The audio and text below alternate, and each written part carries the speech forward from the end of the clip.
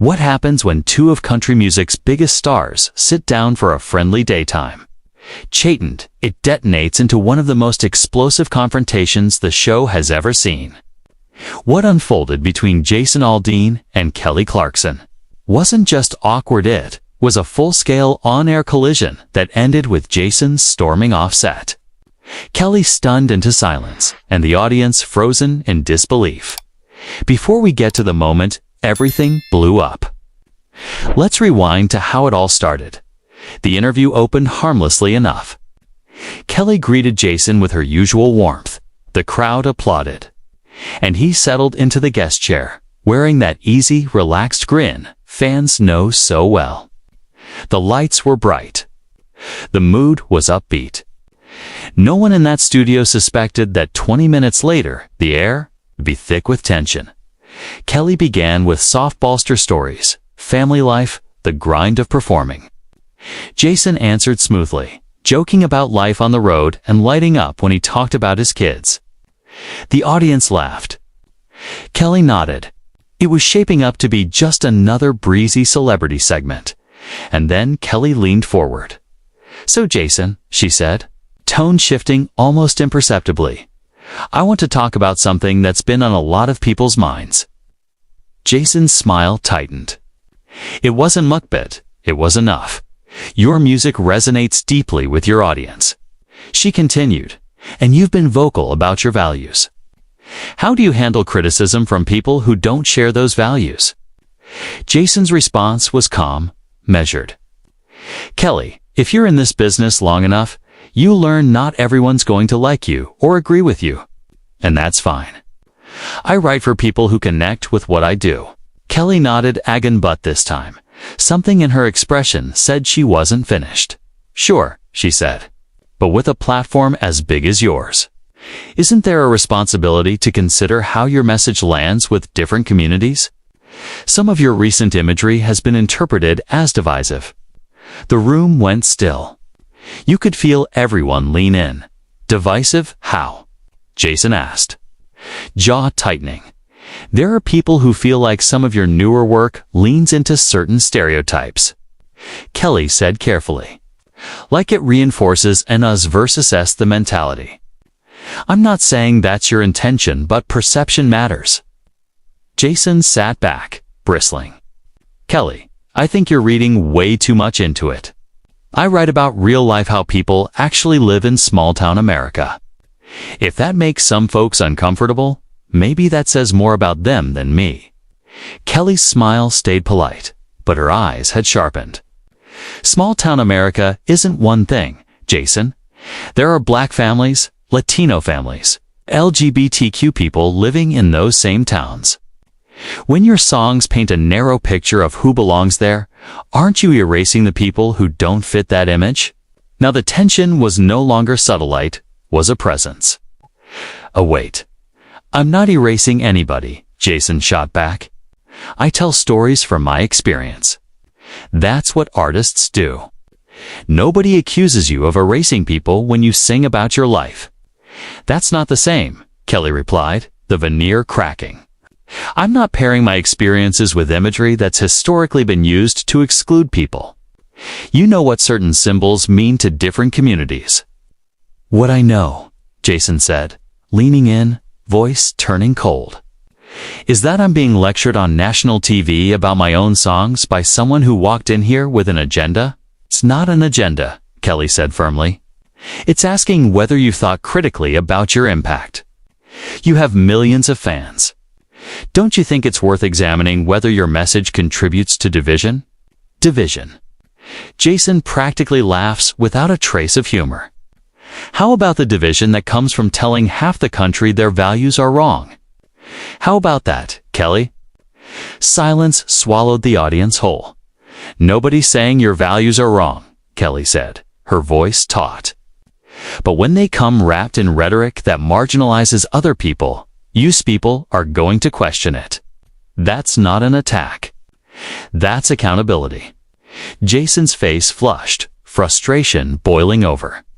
"When you sing about independence, it's empowering. When I do it from my perspective, suddenly it's dangerous." That's not fair, Nestats, deciding whose voice counts. Jason, that's not what I'm saying, Kelly insisted. There's a difference between empowerment and gatekeeping. I'm not gatekeeping anything, he snapped. I celebrate where I'm from, the people I know. If you've got a problem with that, that's on you. Kelly exhaled, trying to slow the spiral. I'm not attacking you. I'm asking whether you've considered that some of the language you use might make certain people feel unwelcome, or even unsafe. Unsafe. Jason repeated in that single word hung in the air like a fuse burning down. Jason pushed up from his chair as if ready to stand, and forced himself back down. Unsafe? From what a song. His voice cracked with disbelief. Are you seriously telling me that my music makes people unsafe? I'm saying, Kelly replied carefully, that words and images have power. They can welcome people in or shut them out. They can make someone feel seen or make them feel like they don't belong. And when your platform is as big as yours, those choices matter. Jason let out a harsh breath, shaking his head. This is unbelievable. I thought we were having a real conversation today. Maybe talk about the tour, the new album, something with actual substance. Instead, I'm getting lectured about how I'm supposed to police my art so it fits your version of acceptable. They're not my standards, Kelly said, voice tightening. They're basic decency and inclusion. That was the breaking point. Jason stood up fully now, microphone still clipped to his shirt. You know what, Kelly? I don't need to sit here and be told that what I do, what I believe, is somehow indecent. I respect you as an artist, but this is ambush journalism dressed up as an interview. A ripple of gasps cut through the audience. Kelly rose too. Jason, come on, sit down. We can talk about this like adults. Adults don't ambush each other on national TV, he snapped. Adults don't invite someone onto their show just to tear them down. I'm not tearing you down, Kelly shot back, her voice rising. I'm asking you to consider viewpoints outside your bubble. Is that really so offensive to you? What's offensive, Jason said, pointing at her, is being told that my perspective doesn't matter, that the people I represent don't matter, unless we fit into whatever mold you think we should. Kelly's cheeks flushed. That is not what I said, and you know it. You're twisting my words because you don't want to face the actual discussion. Jason barked out a humorless laugh. Discussion. This isn't discussion, Kelly. This is a hit job. Behind the cameras, crew members froze, unsure whether to cut to commercial or let the disaster keep rolling. The producer waved frantically, but neither Jason nor Kelly was paying attention to anything except each other. A hit job. Kelly repeated, incredulous. Jason, I asked legitimate questions, questions a lot of people have been asking. If you can't handle that, if you can't defend your artistic choices without blowing up, maybe that says something. Jason's hands curled into fists at his sides. You want a defense. Fine. I defend my right to make music about my life, my community, the people who understand me. I don't owe you or anyone an apology for that. Nobody's asking you to apologize, Kelly replied sharply. But when you put art into the world and profit from it, people get to question it. You don't get to shout artistic freedom every time someone asks what message you're sending. Jason's voice jumped another octave. You brought me here to grill me about my values. It's my lyrics about whether I'm responsible for people who aren't even my audience. And now I'm the bad guy because I won't sit here and act ashamed of who I am. Kelly folded her arms tight across her chest. See? That's exactly it. You're making this about you as a person when this is about the impact of your work. Those are not the same thing, aren't they? Jason challenged. Because it sounds to me like you're saying my work is problematic. And if my music comes from who I am, then yeah, you are saying I'm problematic. You can't separate the two, Kelly. My art is me. Kelly shook her head, jaw set and eyes blazing. "That's a cop-out, and you know it," Kelly said, her voice slicing cleanly through the space between them. "Plenty of artists outgrow their first perspective. Plenty challenge themselves, evolve, expand. You're choosing not to. You're choosing to act like every bit of criticism is some kind of personal attack." "Because that's exactly what this is," Jason fired back. "This whole conversation has been you trying to make me admit something's wrong with me. With my music, with the people who support it. Well, I'm not going to do that. Kelly, I'm not going to stand here and throw my fans under the bus just to validate your own biases." The audience stayed silent, but tension rippled through them. Glances traded, eyebrows raised, shoulders shifting. This wasn't an interview anymore. It was a live ideological collision. My biases. Kelly's voice dipped to a dangerously cool level. "Jason, I grew up in Texas. I know small-town life. I know country music.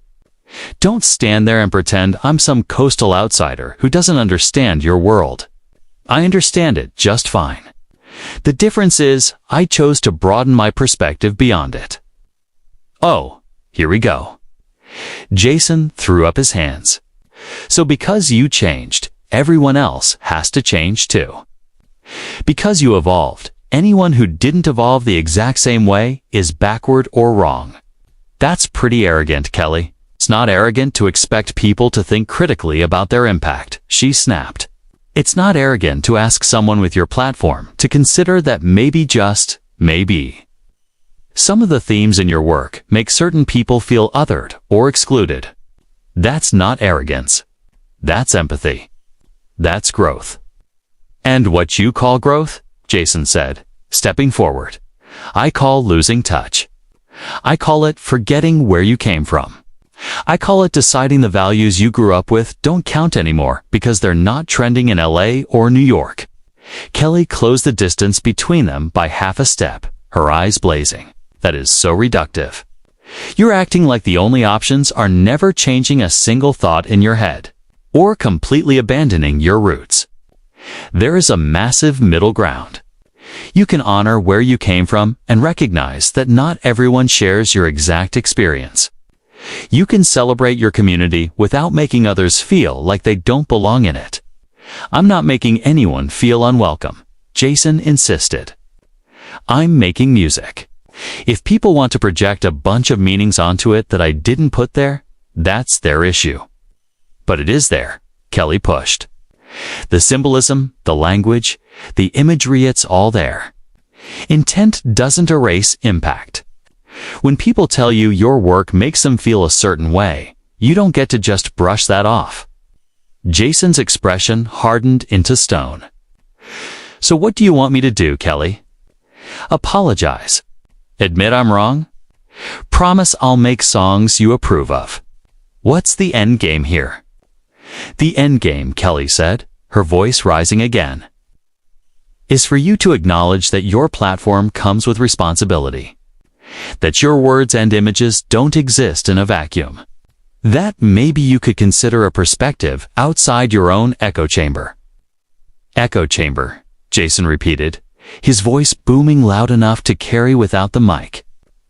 "You're calling my life an echo chamber while you stand here in a Hollywood studio surrounded by people who think exactly like you do. And I'm the one who needs perspective. That's rich, Kelly. Really rich." Kelly's composure wavered.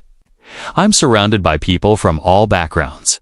My crew, my staff, my friends, they're diverse in every way. Can you say the same? When's the last time you had a real conversation with someone who doesn't share your worldview?" "Every day," Jason shot back. "Every single day I work with people from all over. My crew, my band, my fans, they come from everywhere. But I don't sort them into categories. I don't decide who deserves my attention based on labels or who fits some checklist of marginalized or oppressed." Kelly looked stunned. "That is not what I'm doing. Don't twist this into me being the close-minded one. I'm asking you to be accountable for your art. That's it. No, Jason said, voice like granite. You're asking me to conform? To run everything I create through your political filter? To second-guess every word, every image, every note, in case it offends someone, somewhere? That's not art, Kelly. That's propaganda. The word hit the room like an explosion. Kelly's mouth parted. Propaganda. You think asking for empathy is propaganda? I think, Jason said slowly, that telling artists they can only create work that aligns with one specific political framework is propaganda. I think deciding certain voices count and others don't, based on identity politics, is propaganda. And I think this entire conversation has been an attempt to bully me into agreeing with you. I won't. Kelly shook her head, disbelief radiating off her. This is unbelievable. You're actually turning yourself into the victim because I asked you to think about other people. That's all I did.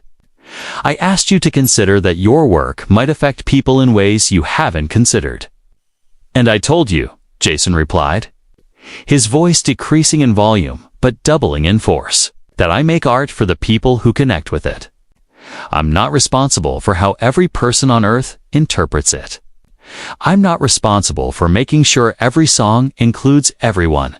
That's not how art works. Asterisk, that's not my job. Then what is your job?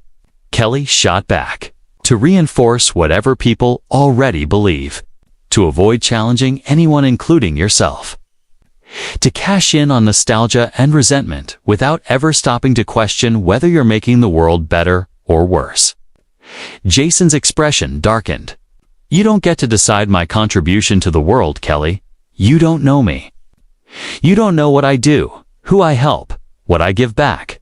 You don't get to sit there and judge my entire life based on one interview where you ambushed me with your politics. This isn't politics, Kelly practically shouted. This is basic human decency. This is about treating people with respect and dignity. If you think that's political, then yes, we've got a fundamental problem. Jason reached down and unclipped his mic. The gesture was slow. Final. You know what, Kelly? You're right. We do have a fundamental problem. You invited me here under false pretenses. You made this personal. You questioned my character, my values, my integrity. I'm done. Kelly reached toward him, not touching, but trying to halt him with sheer force of will. Jason, don't. Don't walk away just because this got uncomfortable. That's exactly the issue. You can give criticism, but you can't take it. Jason looked at her, the mic hanging from his hand, anger and disappointment written plainly on his face. I can take plenty. Kelly, what I can't take is being disrespected on your show by someone I thought understood what it means to stay true to yourself. I was wrong about you. Those words hit harder than anything else he'd said. Kelly's face drained, then flushed. Wrong about me. I'm not the one refusing to self-reflect. I'm not the one who can't handle being asked to consider the consequences of my work. There you go again, Jason said, his voice tired but still serrated. Consequences, impact, responsibility. These are just your code words for I don't approve of you, so change. Well, guess what? I don't need your approval. I never did. Kelly's hands trembled slightly, anger, adrenaline, or both. This isn't about approval. This is about being a decent human being who understands we live in a diverse world and our actions affect people. Why is that so hard for you? Because you're not asking me to understand anything, Jason shot back. You're demanding that I see the world exactly the way you do.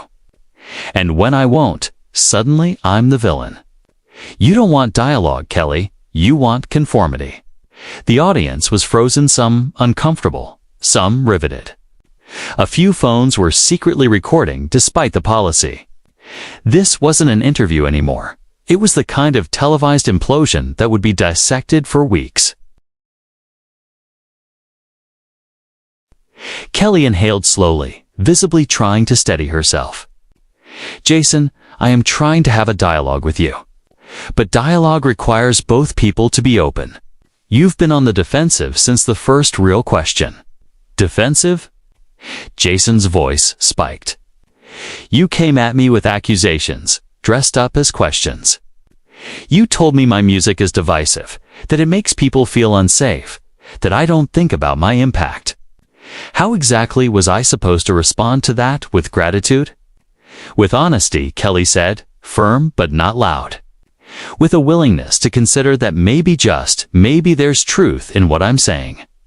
But instead, you went straight into attack mode. You acted like I'm your enemy just because I challenged you. Jason shook his head, slow and disappointed. You're not the enemy, Kelly. You're just someone who forgot what it means to have conviction. Someone so terrified of offending anyone that you've lost sight of what matters. Kelly's eyes hardened. And what matters? Your right to say whatever you want without consequences. Your right to ignore how your words land.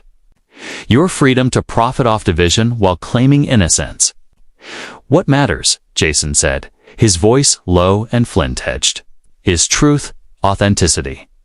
Not contorting yourself into whatever shape people demand. I make music, that's real.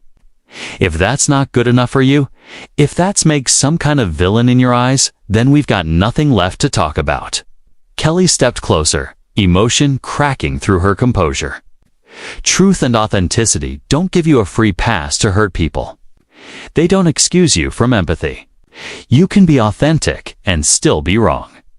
You can be honest and still be blind. And you, Jason countered, can be so cautious, so calculated. So afraid of saying the wrong thing that you forget who you are. Is that what growth looks like to you? Kelly's voice wavered.